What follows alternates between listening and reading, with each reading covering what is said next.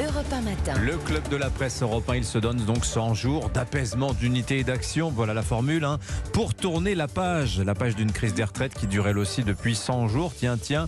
Alors a-t-il trouvé les mots, le président de la République, pour apaiser le pays et désensabler son quinquennat? On débriefe cette allocution présidentielle d'hier soir avec nos deux plumes du mardi. Bonjour Olivier d'Artigol. Bonjour. Bienvenue sur Europe 1. Eugénie Bastier, également journaliste au Figaro Vox. Bonjour Eugénie. Bonjour Dimitri. Qu'est-ce que vous avez retenu, vous, de ces 13 minutes d'allocution, Eugénie? Écoutez, Jésus proposait de rebâtir le temple de Jérusalem en 3 jours. Emmanuel Macron propose de rebâtir la France en 100.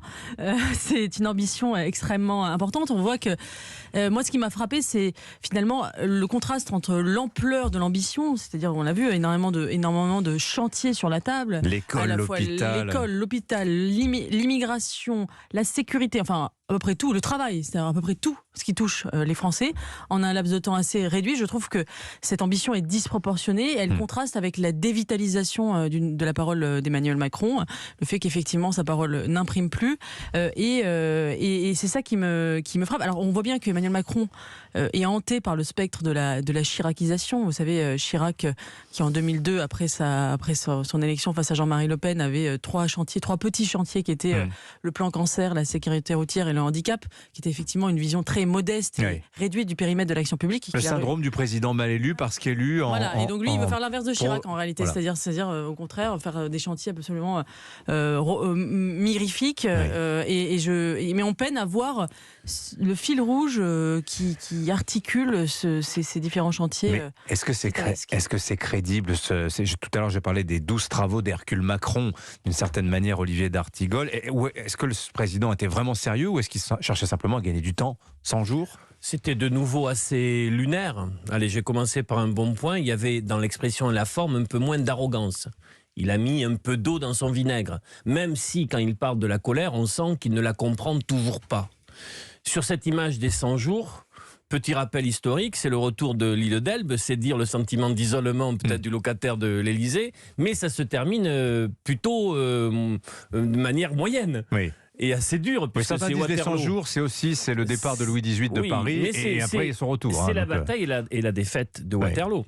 Même si Waterloo, c'était un 22 juin, alors que là, il donne à sa première ministre petit Rabiot. Oui, il y a une exception plus contemporaine des 100 jours. Mais ce qui, c'est un marronnier de grâce politique. Oui. Mais ce qu'il paye cash, c'est le fait que normalement une élection présidentielle, ça a été moins le cas les dernières années, les dernières décennies, mais quand même, une élection présidentielle, les élections législatives doivent donner un souffle, un élan, une adhésion majoritaire du pays à un projet. Or, il n'y a pas eu de souffle, il n'y a pas eu d'élan. Et donc, le macronisme, comme l'a dit Vincent Hervois dans sa chronique, semble à l'arrêt. Mais il y a quand même, il y a aussi, on lit ça beaucoup dans les journaux ce matin et même dans la rue, on entendait des Français tout à l'heure de Strasbourg le dire. Combien de fois le chef de l'État a-t-il promis une nouvelle méthode, plus d'écoute, moins de verticalité? Il y a eu les gilets jaunes, après le Covid, après sa réélection, après les législatives aussi, Eugénie Bastier. Il y a quand même, le ressort fonctionne-t-il encore? Non, je pense que le disque est rayé, effectivement. Et alors, Emmanuel Macron a dit quelque chose d'intéressant hier. Il a dit qu'il fallait redonner aux Français l'impression, le sentiment que voter, c'était décider. En fait, il identifie la crise démocratique actuelle à une crise de l'action publique, de la décision publique, plutôt qu'à une crise de la représentation. Ce en quoi il n'a pas tort, mais je pense aussi qu'il évacue un peu rapidement la question de la représentation, la question de la défiance et du lien politique cassé entre l'élite et le peuple, au sens politique du terme. Et je pense qu'il ne prend pas la mesure de cette crise démocratique. Il y a aussi un problème effectivement donc pour d'identification. Vous, il y a une crise démocratique. C'est pour ça que pour moi, la seule sortie de crise efficace à cette impasse politique que nous vivons, c'était la dissolution. Et d'ailleurs, c'est ce qu'avait fait le général de Gaulle le 30 mai 1968, à l'issue de mai 68, qui était une crise politique pas beaucoup plus grave, je pense, que celle que nous vivons actuellement. Oui, mais est-ce que ça résout le problème d'efficacité de la décision publique? Parce que finalement, c'est ça. Le problème, c'est pas un problème d'efficacité, c'est un problème aussi de représentation, de se sentir de légitimité politique. Et je crois que c'est ça qui fait défaut à Emmanuel Macron. Alors on peut multiplier les chantiers, on peut dire on va faire une espèce de méthode Coué, nous allons agir. Si on n'a pas la légitimité, on ne peut pas agir. Moi, je partage l'idée, la réalité d'une crise démocratique institutionnelle.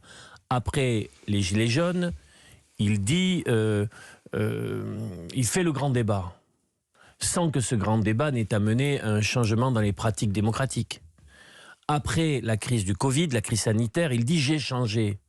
sans qu'il n'ait absolument changé d'un iota. Et donc il y a aujourd'hui en effet la question qui se pose sur quelle sortie, quelle issue. De Gaulle fait la dissolution après 68 et en avril 69 il fait le référendum. Et il démissionne. Et il démissionne. Là, on sent véritablement qu'il joue à plein le fait que les institutions le protègent, mais sans pouvoir donner au pays le début d'un commencement, d'une perspective de solution et de sortie de crise. C'est pour ça qu'il y a beaucoup de commentateurs aujourd'hui, de toute sensibilité politique, qui s'inquiètent de la manière dont les choses vont évoluer. Oui.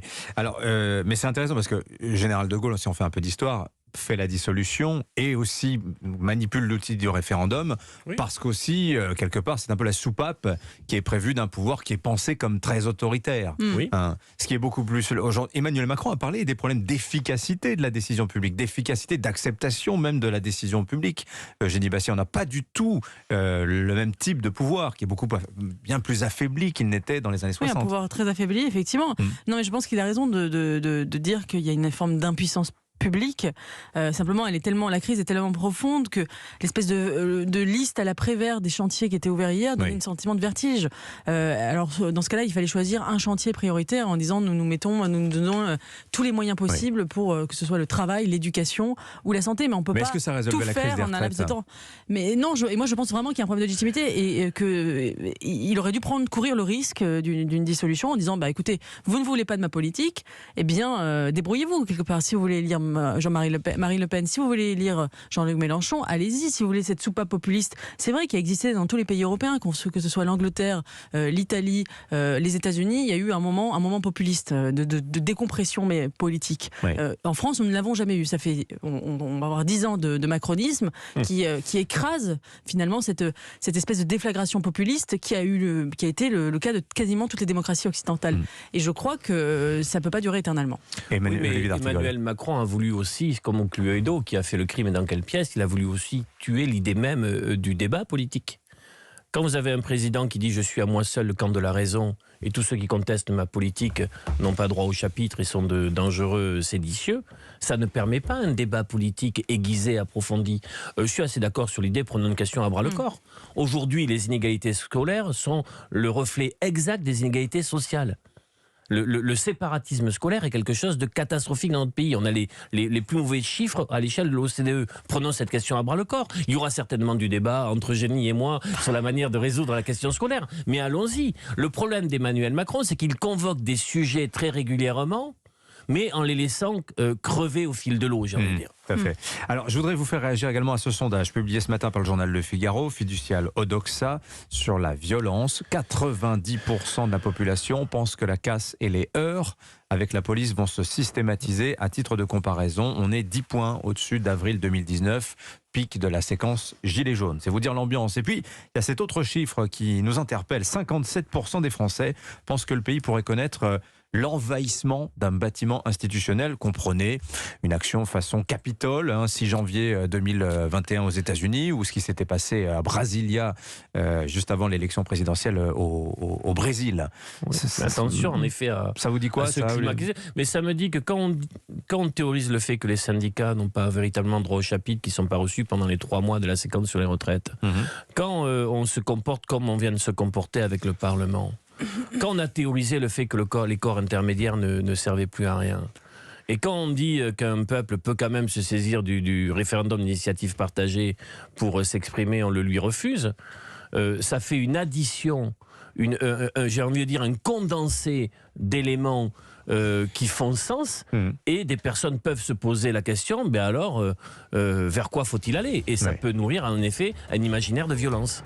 Le mot de la fin, Eugénie Bastier. D'ailleurs, moi j'étais très choquée du rejet du RIP, parce que c'était d'ailleurs une revendication des Gilets jaunes, le RIC, et qu'on conçoive un outil démocratique pour ne pas l'utiliser, ça fait partie, c'est vraiment une espèce de... On se moque des gens en réalité, c'est vraiment on se moque du peuple, et moi j'étais pas forcément favorable au retrait de la réforme des retraites, mais je pense que ça fait partie de la crise que nous vivons, c'est-à-dire on a peur du peuple, et prendre son risque politique, être Bonaparte. Si Emmanuel Macron avait voulu être Bonaparte, il aurait dissous.